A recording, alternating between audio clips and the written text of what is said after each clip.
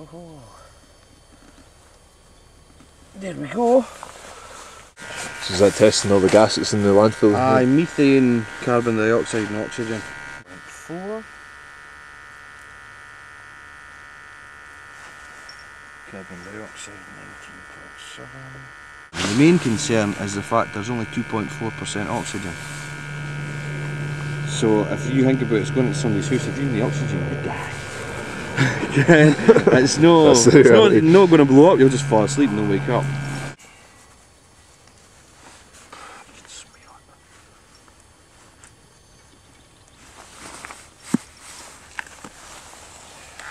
What you do is you run it until it goes back to 0.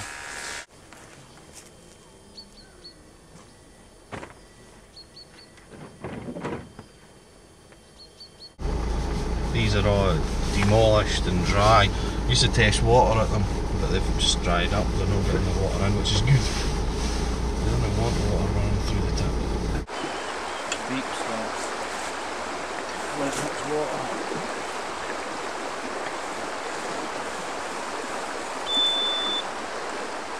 So it's hitting water at 3.1 metres deep.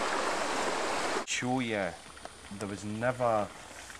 How it was never lined, it was no quarry, and what they did was they just pushed the waste up until it started to fall down the hill, and then they'd put a layer of rubble over the top of it, then a layer of waste, and it would just fall down the hill again.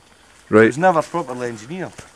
But to be honest, they didn't have to in these days. You can work out the pi r squared, or you can multiply that one by 24. Because that's what I've done before. And I've done usually it's weird types in that. So this is when I've got water that's coming up. Because that water could have been sitting there for a while. You're getting the water that's coming, well the water goes this way and it's coming in here. And you're getting what's actually passing through this point and going into the river. Now this water tastes badly. You get heavy metals in here, you get high ammonia levels in here, and it stinks. The River Erne is fine. So obviously there's no enough actually going into here. Same place the environmental health takes all its food, so aren't there?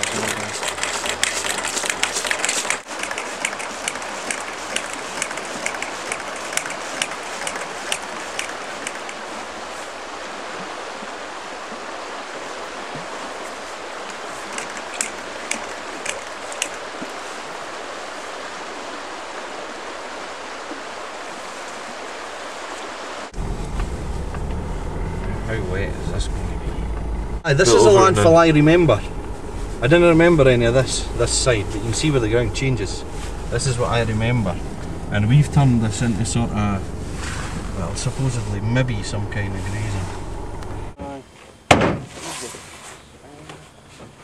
An old valve. There's a valve. We've got valves like these at the bottom. And that goes on the end of the pipe. With that screwed thread. This is the ball valve. So when you pump it up and down, it's letting water in, but it's not letting it back out. So the water gradually comes up. But if it's, say, 10 metres deep, that's 10 kilos of water that you're pumping up and down like that. And if you have to do that several hundred times and it's really tight, forget it. You'd be like pot. You wouldn't be like Popeye if you were doing it like.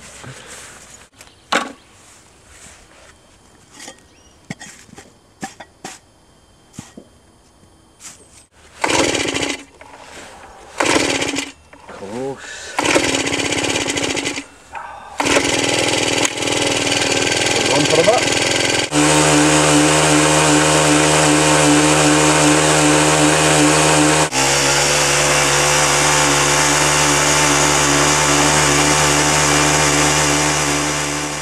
I just put it like that so I can grab it. Because it's, like I say, there's a jam in the hole, which isn't ideal.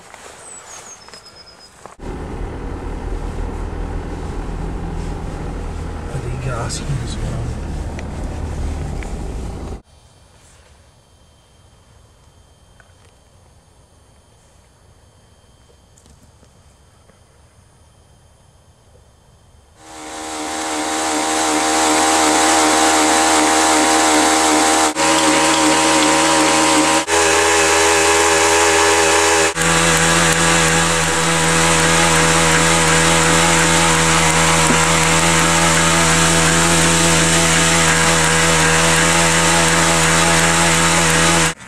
quite often you get CO2 down here.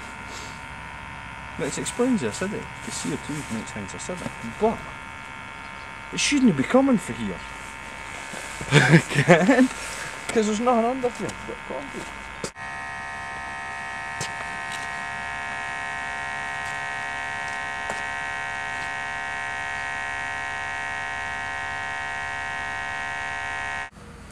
There. 0.9 to whatever, 0.4. 9.9 to 13.4, 8.9. So I say that out loud because I remember it. Fair enough.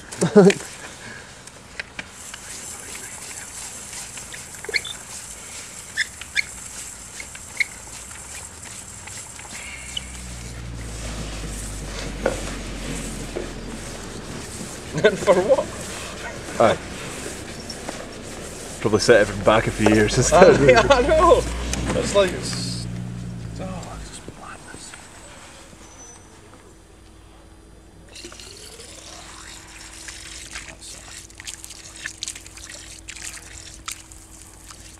Like Renaissance painters and stuff, I'm sure they had folk probably working for them as well. Did they? But like... You're shattering my leaf. Probably like, or like, say one big, like a huge big painting, it'll go like by the name of, say it was Van Gogh, although he didn't do stuff like that, it'd be like Van Gogh plus probably quite a lot of other guys, depending on what it was. But like, it's basically like, say if you were a...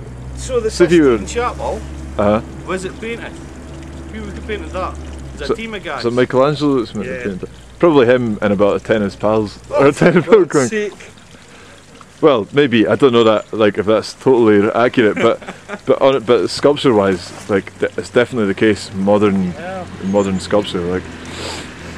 But I mean, it's kind of like an architect having his name to a building and coming up with the idea, and then everyone building it, I suppose. But it's bad when it comes down to something that really is just meant to be your own thing. Yeah, because the architect isn't it? Nobody thinks the architect actually. No, that's it. That's the difference. It's good.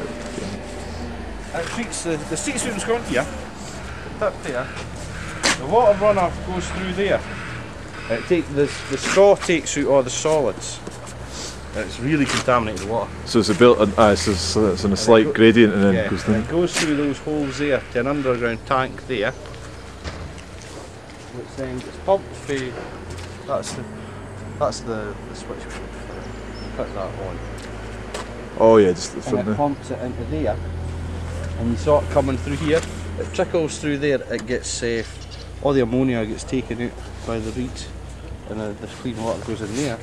And they can then, when it's not frozen, well, they could have done it this morning, they can pump the water back out of here and reuse it instead of using fresh water.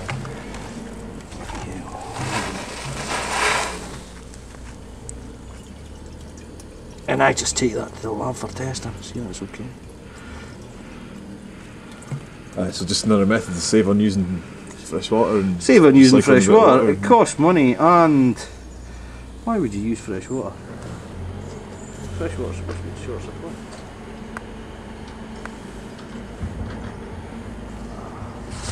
It's bloody cold water, though. Oh. Stink. I have cold hands now. Oh, come on. Water drain off it now. It goes through there, it's treated and that. It saves money. But it doesn't save money until it's been running for about 5 years. So it's still sort of slightly costing money.